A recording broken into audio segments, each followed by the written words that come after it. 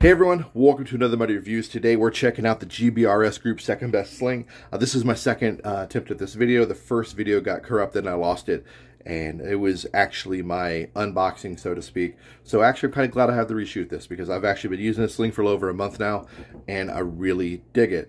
Putting this out there just at the head of the video, I'm not using this in a work setting. I'm not using this in a competition shooting setting or anything like that. I'm just using it for LARPing, for BB Wars.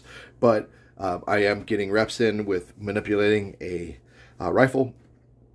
BB toy or not, it's still manipulation. It's still the fundamentals of the same movements. So it's still the same concept. And I really like this sling. I didn't buy this because it's the coolest new drip. I got this because, one, I really wanted to try this pad out. I like what they were going with this. Two, some of the functionality that they were talking about when they did describe it appealed to me. And then three, I'm just a sling nerd and I'm always wanting to try something new. So let's talk about this thing here, and then I'll give you my thoughts on the back end. So as far as the material goes, you have standard solution dyed 1-inch multicam webbing, front and back. That's what the sling is mostly made out of. It's 20 inches, I believe, total webbing length on the rear of the sling, and I believe it's 40 on the front. That's what you have to work with and adjust. You have a small piece of hardware here. This is your slider hardware, and then you have tri-glide forward and back. This hardware I actually added. This is MAGPUL QDs. They do not come with the sling. That's something I added later. You have a small oval metal ring back here, and that is how the front of the sling marries to the pad. The rear of the sling is sewn directly in. I'll show you a little more on that in a few seconds. The pad itself is 16 inches.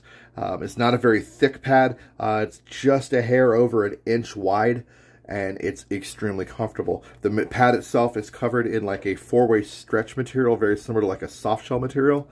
And then inside there's a closed cell foam. It's very thin though, it's not a thick foam. And it's not going to bind up real bad on you or be too thick, and I do like that. So right here, we've got the GBRS Group logoing here. It's dual-sided little tag. It's very soft, not going to be like an issue, get in the way. Where it meets the webbing here, very aggressively stitched down, bar tacked, and I think that's awesome.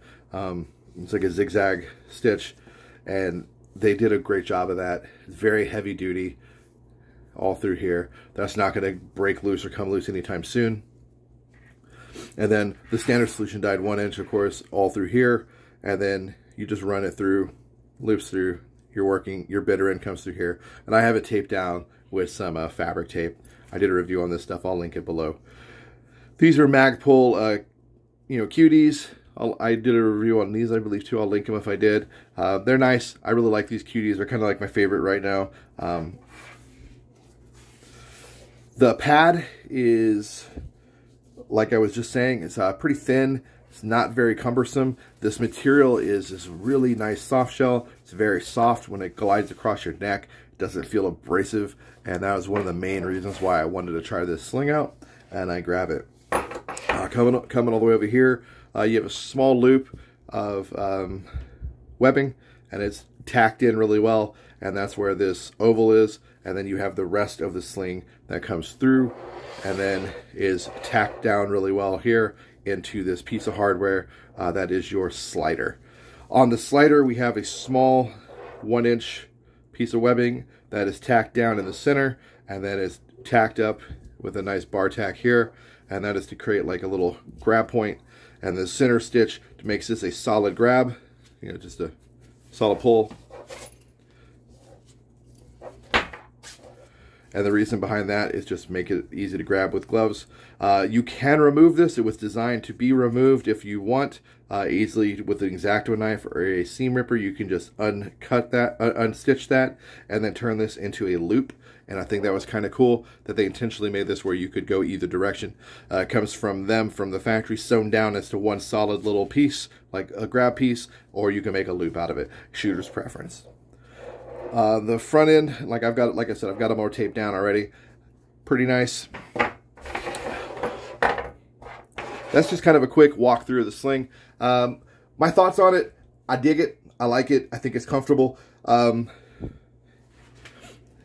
Yeah, I know a lot of guys out there don't really care for Airsoft. They kind of shit on it or look down on it. I am an active duty guy. I did some time in combat arms. I like Airsoft. I think it's a lot of fucking fun, and I enjoy it. There's been a movement of late in the last few years that I have really enjoyed seeing and watching, where you have a lot of dudes who are coming from combat arms experience groups, way cooler than the shit I did, and they're getting into like LARPing and BB warring and shooting and airsofting, and it's kind of nice to see.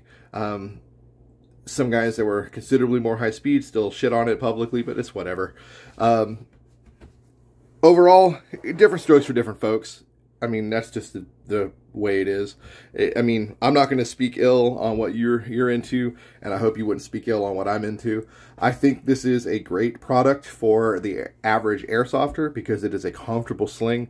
It is very useful. It's very reliable, and that's one thing I like about it. It is expensive. It's damn near $70, but you get what buy once, cry once. You get what you pay for, and I'm a big firm believer in that. Like I said twice already, it is comfortable. That's one of the things I go for.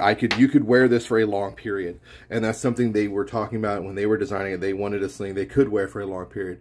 When they're on the X, when they're doing stuff for long times, that's something they run into, where these slings would just start biting into the neck.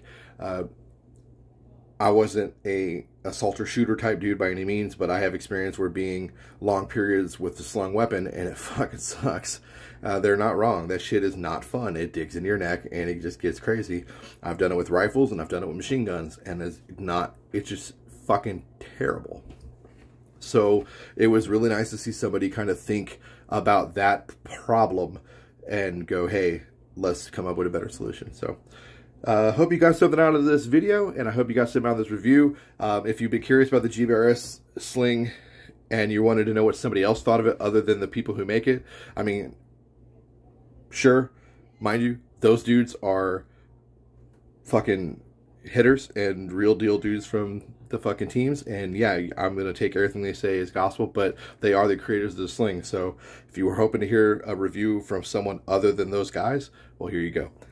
I was not one of those type of dudes, but I like to think I have at least an opinion, and this is mine. I think it's a solid sling. I think it's a solid buy, and it's definitely worth it.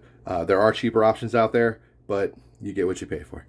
Anyway, take care, guys. Thanks for watching, and as always, get out there, be a nerd, LARP hard, play some Airsoft. See you in the next one.